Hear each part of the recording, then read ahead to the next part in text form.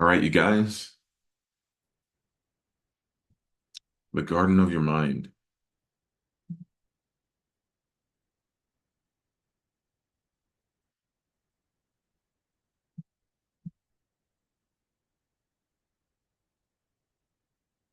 You were in it, and the garden is your mind.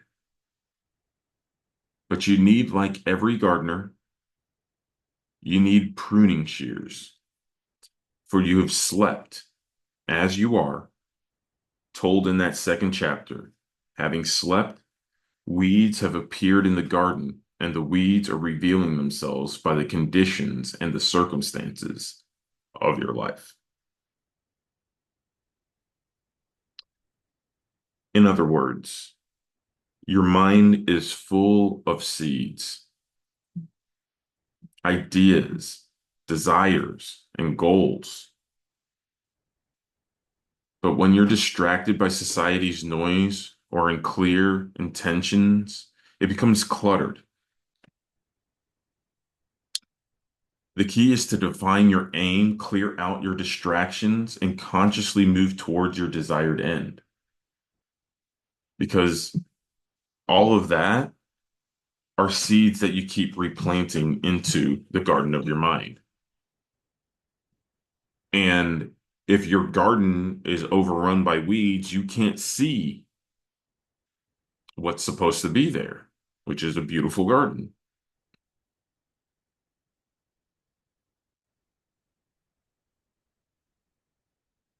And I mean in your mind, because it's full of these ideas that you're holding. Some of them are your ideas, some of them are other people's ideas.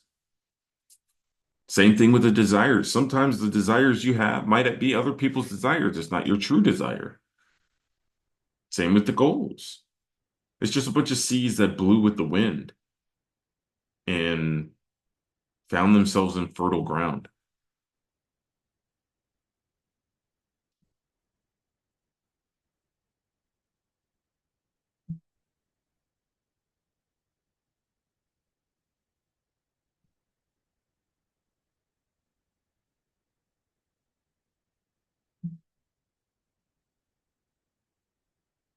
Distractions create misalignment.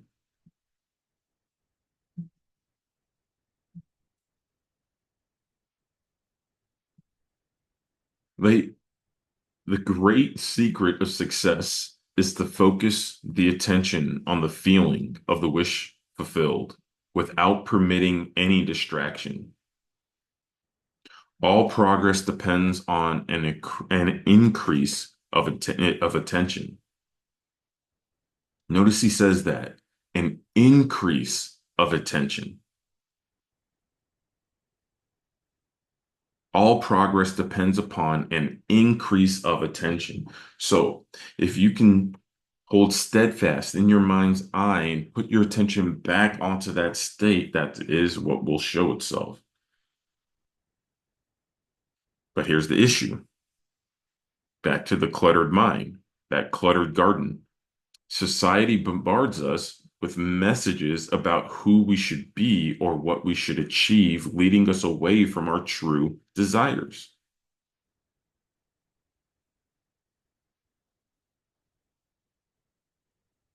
right? The more distracted you are, the harder it becomes to focus on your true aim, clearing your mental clutter, the mental chatter. That's the first step in aligning with your goals.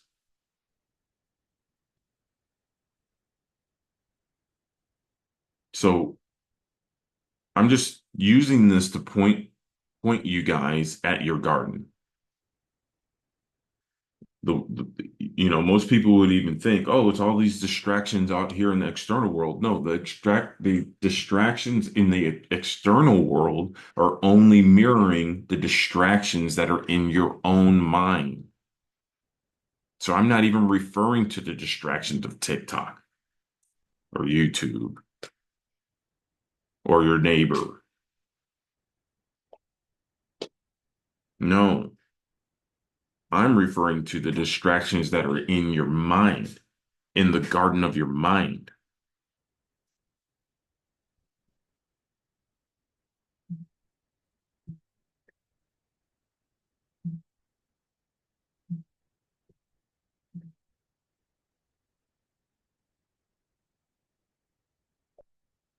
It's so easy for us to point our finger outside of ourselves.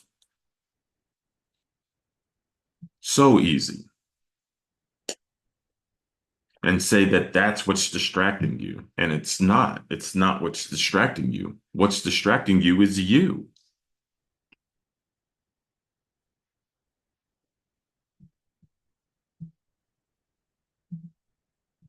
That's why we sit down for the 10 minutes to put our attention on the state that we want and learn to disregard the distractions. Where? In our mind. And then when we learn to do that, it reflects itself out in the outer world.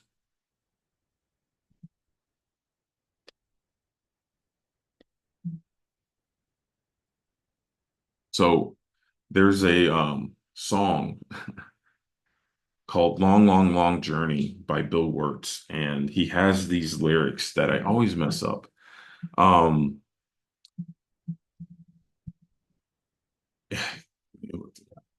so he says, I'm looking around this museum because I always like paraphrase it. So he says, I'm looking around this museum for paintings I relate to, even though most of them were painted by somebody else. And I every time I hear him say that, I'm like, man, isn't that true? Is that not true? Even though most of them were painted by somebody else. So, like walking through a museum full of someone else's paintings, you can admire others' visions, but feel unsatisfied until you create your own. Life, much like art or filmmaking, requires clarity in your purpose. You can either watch the movie of your life or you can direct it. So when you're in your mind's eye and you're sitting there, you're getting distracted by this, that, and the other, and you want to bring your attention back onto the state, bring it back to the state. That's what I mean by directing your life. You can sit there and just watch the movie play out, but you'll just end up being miserable. You'll just be sitting and wallowing in the frustration and the doubt and the worry and the how to and so on and so forth, and nothing will show itself except for everything you keep planting over and over again, which is what? Distractions.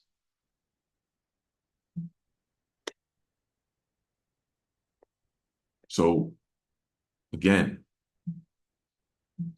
as we go down this long, long, long, long journey, I want y'all to be looking out in this museum full of paintings that you can relate to, even though most of them were painted by somebody else. And check it. Then we went to the movies and watched lots of films there. Now I'm going down to Hollywood to make them myself. I promise you, when I wrote this about the paint, about filmmaking and all this type of stuff, I wasn't even thinking about the lyrics. I guess it's just indelibly impressed in my mind. Bill Ward said it way better than me. Then we went down to the movies and watched lots of films there. Now I'm going down to Hollywood to make them myself. So you can see in your whole life how you've been in other people's stories, other people's paintings, other people's films, saying it needs to be this way or has to be that way, or maybe you do want it this way or that way.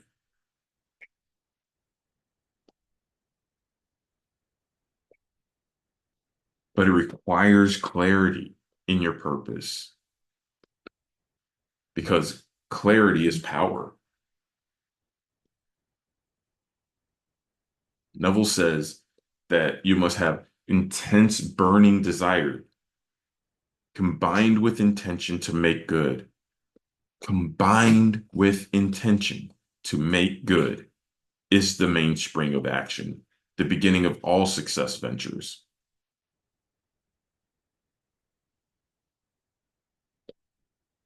So when you're clear on what it is that you want and you're determined to get it, determined to do whatever it takes, All you would then need to do is be still and know that you already are that person. That's all you would need to do. But you have to be clear because when your aim is clear, you're not you're gonna find out you're not gonna settle for less.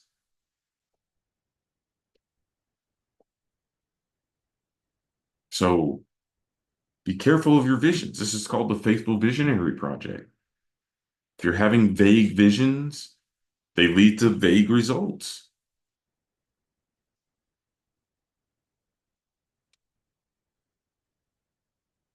So know exactly where to place your focus and assume the state of your desired end. Once you get clear, the next to do, only thing to do over and over again. Because remember, you're determined to make good on this, is to go to the end. That's where it begins. The end is where your satisfaction is. It doesn't matter if it's financial, health, relationships,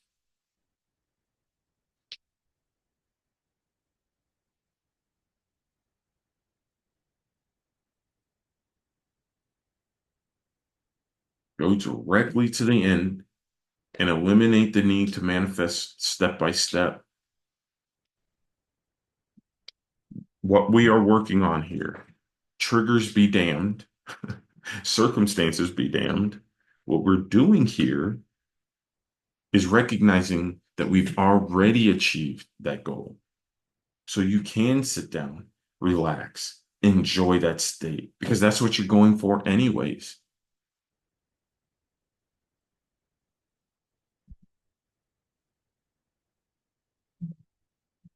Now, this one right here, this has been one of my biggest stumbling blocks, and perhaps it is for you.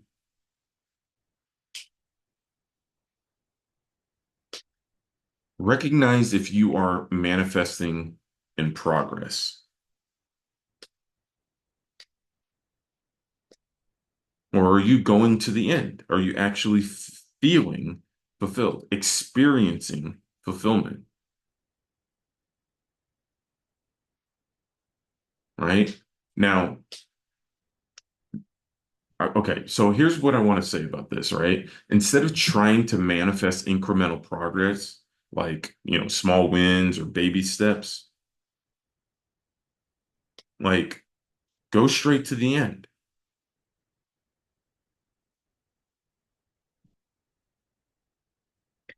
We can't be up and down, in and out, outside, inside, and say, okay, let me do this step to get to that step to that. No, this is who I am. I am this person.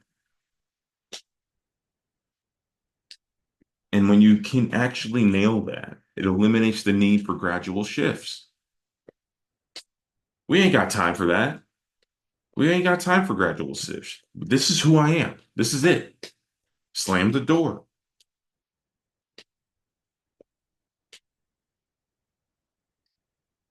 It's the full realization of what you want.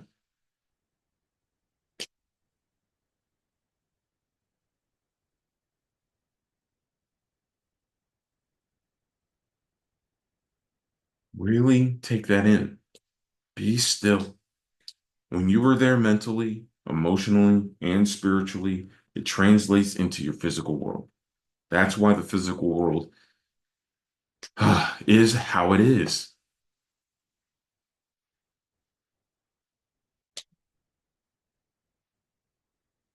So ultimately, what we're trying to do, you guys, is to feel natural.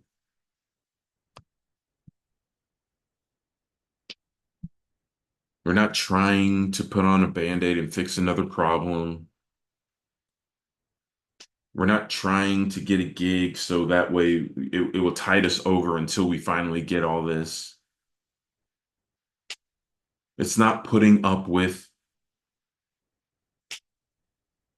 the external world that wants to disrespect and undermine whatever it is that you're holding on to in consciousness. No, what we're looking for is naturalness. We want it to be easy.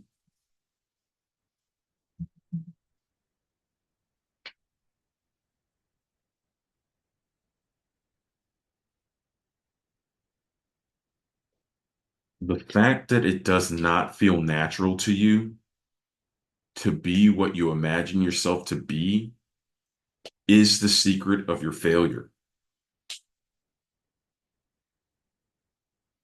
Regardless of your desires, regardless of how faithfully and intelligently you follow the law, if you do not feel natural about what you want to be, you will not be it.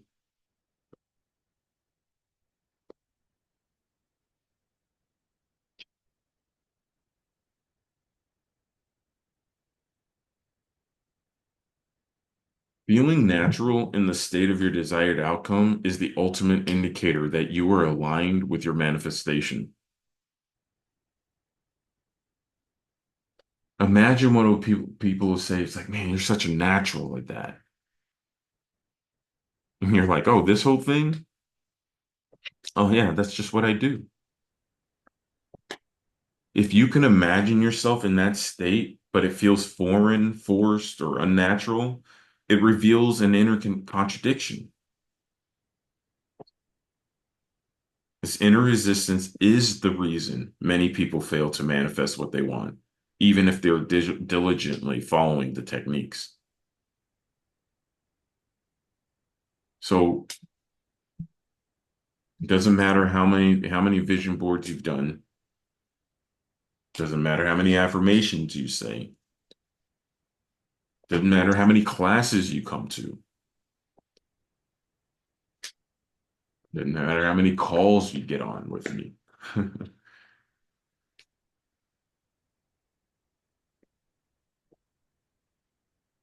It's your resistance to the feeling of naturalness.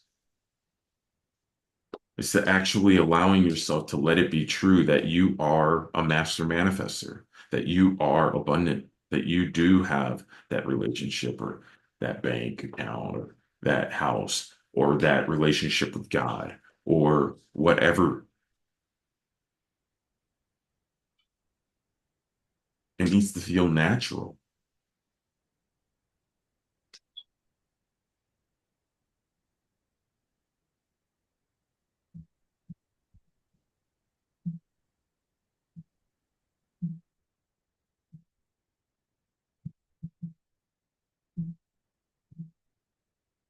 So that went a lot faster than I thought.